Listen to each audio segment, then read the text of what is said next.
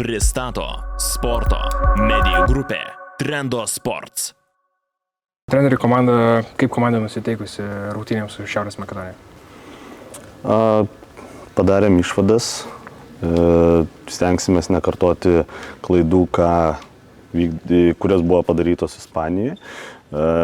Merginos susikaupusios ir supranta rungtynių svarbą, tai yra rungtynės mir gyvenk. Tai yra realiai suprantame, kad Ispanės veikiausiai užims pirmą vietą grupėje, tai Makedonijos yra artimiausios mums, su kuriuom mes realiai varžomės dėl antrosios vietos, tai yra panašaus pajėgumo komanda, tai bus daug smulkių detalių, manau, kad bus daug kontakto ir kiekvienas epizodas mums yra svarbus, tai turime atsiduoti maksimaliai kovai ir kovoti tik dėl pergalės.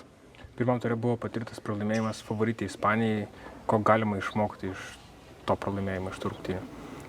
Mes turėjome labai ilgą ir video peržiūrą, ir pokalbį su žaidėjom. Tai yra žaidėjas supranta savo klaidas, kurios veikiausia pasireiškia iš to tokio mažesnio profesionalumo. Ir tos klaidos buvo tokios kitą kartą netgi mažai suvokiamas, nes jos nebuvo išprovokuotos klaidos visų pirma.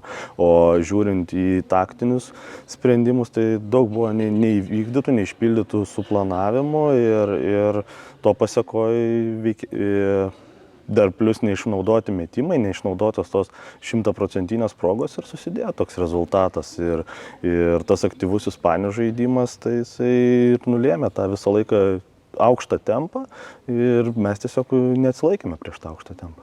Kaip komandai pavyksta atsigauti po pirmų rungtynių su Ispanija fiziškai, psichologiškai, kelionė, rungtynės, kaip vyksta atsigavimo procesas? Turėjome tikrai ilgą kelionę namo, tai yra realiai visą dieną ir principe labai didelės liaupsės ir pagyros yra mūsų medikui. Artiomui, tai jis daro labai didelį indėlį, todėl tiek žaidėjas yra visos prižiūrėtos, žaidėjas yra visos pasiruošusios žaisti maksimalių pajėgumų ir džiaugiamės, kad visos yra sveikos. Tai, o kas liečia psichologinį, tai principe žaidėjas padarė išvadas, aiškias išvadas ir mes negyvensime vakar dieną, mes einame rytoj. Pirmas rungtynės savoje arenai, Lietuvoje, kiek bus svarbus žiūrovų palaikymas ir kiek tai gali turėti įtakos rungtynių rezultatų? Be jokios abejonės, tai yra labai didelis užnugaris visų pirma, tai yra emocinė būsena, tai yra tiek suolo, tiek žaidėjus esančios aikštelėje, tiek ta emocija, kurias perteikia savis ir galiai, tai yra tikrai didelis stimulas žaidėjams ir juolab ir mums kaip treneriam. Tai yra noras pasirodyti kaip geriau, noras iškovoti pergalę ir tu kovoji savo namuose, tai yra tu gini savo tvirtovę. Pirmam ture Šiaurės Makedonija užtikrintai ir lengvai įveikė Azerbaidžano komandą. Kiek tai parodo pačios Makedonijos komandos pajėgumą?